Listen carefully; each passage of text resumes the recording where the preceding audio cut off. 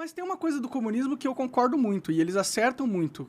Quando eles falam da burguesia, eles generalizam bastante. Eles colocam, tipo, qualquer cara que tem uma pequena empresa como burguês, né? O que é errado.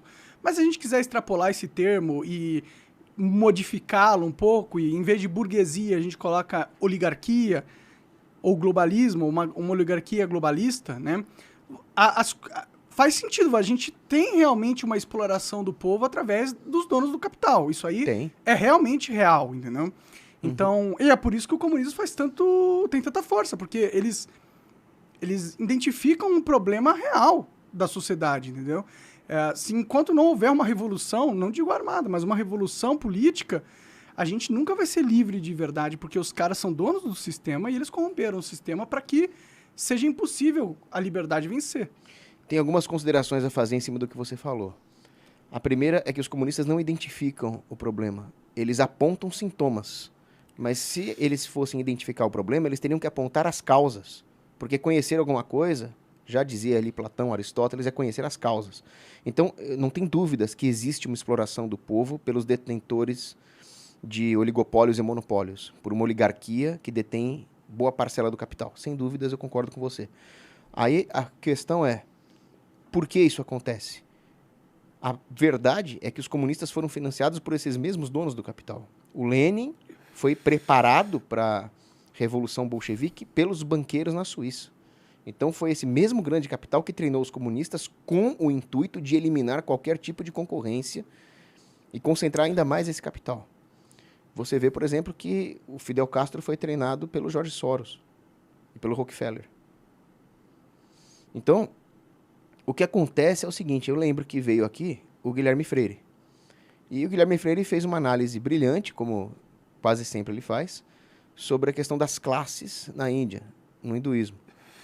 E é muito interessante ver quais eram as classes na Idade Média. E eu queria fazer uma complementação ao que o Guilherme Freire falou, do ponto de vista econômico. Na Idade Média tinha basicamente 3 classes, que era o clero, uma elite intelectual com poder sapiencial, tinha a nobreza guerreira, os bellatori, e tinha a classe produtiva, né, os laboratórios.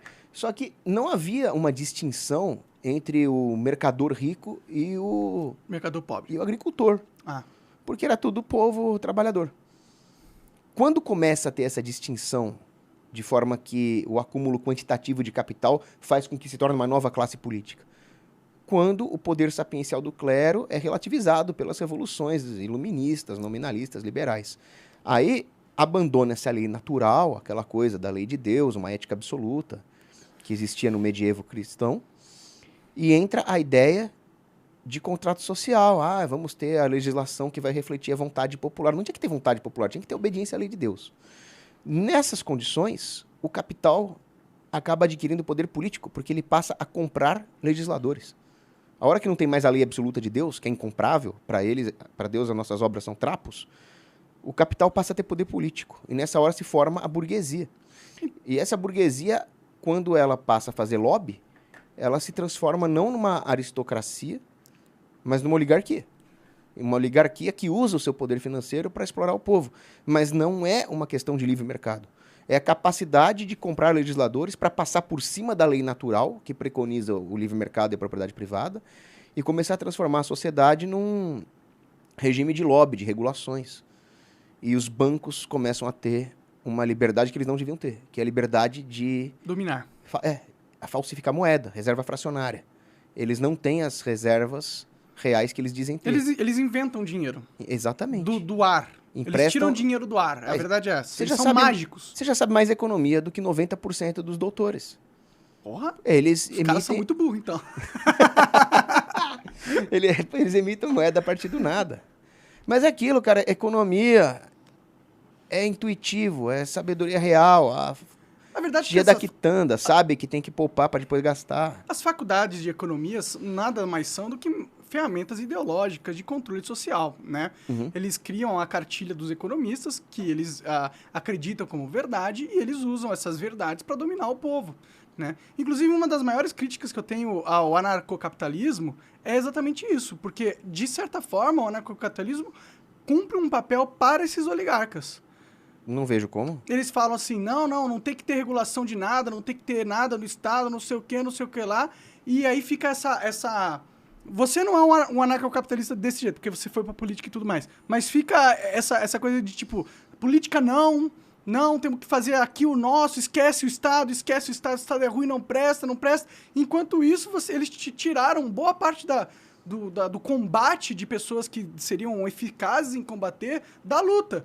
Porque eles colocaram na cabeça dos anarcocapitalistas que não, né? Tudo depende de você, o indivíduo é tudo, faça tudo você sozinho, não importa o contexto, não importa o coletivo, não sei o que lá. E nisso ele te amordaçou e te amarrou, de certa forma. Não, eu vou fazer uma analogia aqui, né? Quando o general romano Cipião Africano venceu o general cartaginês Aníbal em combate, ele usou táticas cartaginesas para vencer os cartagineses. E aí o Aníbal, que tinha dado surras contínuas nos romanos, perguntou para o general romano Cipião, como é que você conseguiu me vencer? E o Cipião falou, aprendi com você é o meu grande mentor. Então o Estado tem táticas e técnicas de controle e domínio, guerra cultural, guerra política, que são usadas há 4.000 anos, no mínimo, para dominar a humanidade. E nós não vamos aprender nada com eles? Exato. Nós vamos ser a parte fraca para sempre? Essa é a crítica que eu tenho ao anarcocapitalismo. Não, aí a sua crítica ao libertinismo. E é uma crítica válida. Eu não sou um libertino, tanto que eu me candidatei. Então eu queria pedir aqui, tem como exibir na tela Tem. Fala aí o que você quer. o mínimo sobre anarcocapitalismo, Paulo Cogos? Só enquanto ele coloca na tela, uma outra discordância que eu tenho com você é quando você falou que nós precisamos de uma revolução. Mas aí eu entendo o que você quer dizer. É só uma discordância terminológica. O que nós precisamos é de uma contra-revolução. Porque uma revolução é algo destrutivo. Se eu for revolucionar essa mesa, eu vou virar essa mesa e o seu tabuleiro de xadrez e os seus livros vão ficar espalhados pelo chão. Isso é um aumento do nível de desordens. Concorda comigo? Sim. Agora, vamos supor que você tenha... Mas isso é ruim? Um aumento do nível de desordem? Quando a ordem é perversa e corrupta? Não, a ordem nunca é perversa e corrupta. O que existe é um estamento desordenado em relação às leis de Deus. Ele é muito... Ah, tudo bem, mas existe uma ordem que reflete... Existe um tabuleiro de xadrez perverso que está acontecendo, né? Tem como colocar o mínimo sobre o anarcocapitalismo, livraria Paulo Cogos, tudo junto, ele?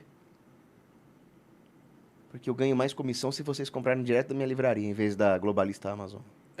Bom, é isso aí. Aí perfeito. E tem mais desconto também. Aí, se você entrar aqui, vocês podem comprar o meu livro e tem desconto. Aí vocês podem colocar outros livros também para tornar o frete mais vantajoso. Se não me engano, tem uns combos. Não sei se o pessoal já tirou do ar, mas tinha uns combos. Você comprava vários livros aí da coleção Mínimo, né? Mas por que eu pedi para exibir o Mínimo? Porque nesse livro... Porque você quer vender, pô! Também. Olha, né? Stonks. Mas nesse livro eu falo exatamente essa questão aí, tá ok? Que nós não podemos rejeitar a via política porque ela existe, ela é real e ela é necessária. Política não é necessariamente sacanagem, politicagem, partidarismo, né? A política é um ramo da ética que estuda a relação dos homens uns com os outros dentro da cidade, dentro da sociedade dos homens, né? Uma sociedade política, cidade. Mas aí quando você não faz isso, você não legitimiza um pouco o papel do Estado, de certa forma, como um veículo de transformação? Não, eu não diria isso. Porque nós podemos usar... Porque você está falando, pra gente transformar, a gente tem que estar lá. Então você legitimizou a propriedade do Estado nesse sentido, querendo ou não.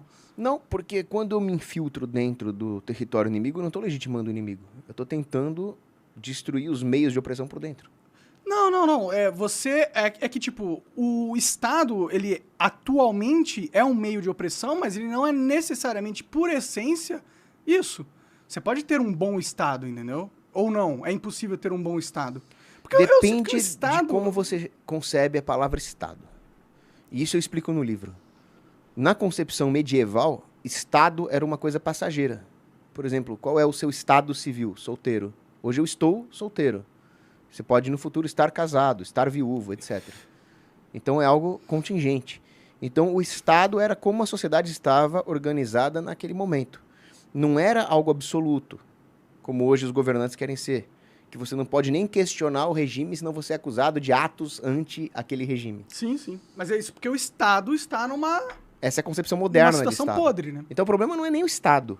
O problema é a concepção moderna de Estado. Porque antes existia uma organização política que servia a sociedade naquele momento, né?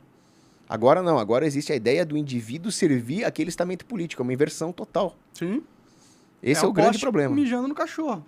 E a concepção medieval de Estado, ela é compatível com o anarcocapitalismo, embora esse termo não existisse na época, né?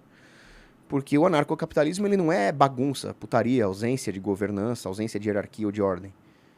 Ele é a ideia de que todas as organizações políticas humanas são contingentes e existem para servir algo absoluto, que é a dignidade do indivíduo e a lei natural. É que a palavra anarco, né, capitalismo, ela, para quem não conhece o contexto e a essência do movimento e tudo mais, é uma palavra que não intuitivamente passa isso que você está falando, tá ligado? Eu concordo com você, por isso que no primeiro capítulo do livro eu já falo que o termo é ruim.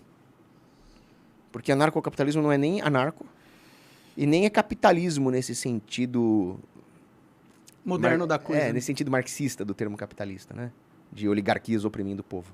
Que tem sido o capitalismo moderno, né? O que existe hoje não é realmente um capitalismo. O que existe hoje é o que a gente chama, né? é um a gente chama de socialismo com concessões de mercado, como eu chamaria. Entendi. Agora, o que eu ia falar para você sobre a mesa, vamos supor que chega um modernista maluco aqui, um pós-modernista, e resolve colocar um monte de espinhos em cima da mesa, uma mesa torta, uma mesa que não consegue nem apoiar um copo. Aí você fala, pô, essa mesa está desordenada, ela não funciona como uma mesa. Ela não cumpre a sua função de mesa. Eu não quero revolucionar a mesa, porque isso só pioraria as coisas. O que eu quero fazer é tirar a tralha que ele colocou em cima e retificar a mesa. Sim, só que para tirar a tralha, você vai precisar de uma revolução. Você vai precisar de violência. Isso é a revolução. Isso não é revolução, isso é uma contra-revolução, porque eu quero reordenar a mesa. A gente tá discutindo semântica, né? Não, a verdade, o que eu tô falando é a gente precisa de um movimento radical de transformação. Se a gente não tiver, a gente não transforma nada. Não, concordo que muitas vezes você tem que partir para algo mais violento, mais estridente. Eu nem acho que a violência é necessária de verdade, entendeu? Porque a forma com que eles dominaram a nós, teve violência, claro, muitas guerras e tudo mais, mas o que realmente dominou a gente não foi a violência. Foi a manipulação das nossas ideias, né? Foi o jogo semântico e o jogo ideológico da coisa, né? Não, o ponto é que mais importante do que a violência é o poder de empregar a violência. A sociedade deveria intimidar os seus opressores, mesmo que ela não aplique a violência. O ideal é que não aplique. O ideal é fazer como Sun Tzu. Ganha-se a batalha sem precisar desembainhar a espada, né? Sim. Então, se a sociedade está preparada para usar a violência, ela tem coesão e ela tem meios de aplicar violência, ela já intimida os tiranos, né? Ela libera outras estratégias, né? Perfeito. Então, só pelo medo da violência, não pela violência em si. Assista esse podcast na íntegra no rumble.com/monarchx. Aponta o celular pro QR Code na tela ou vai no link da descrição e segue a gente lá. Valeu!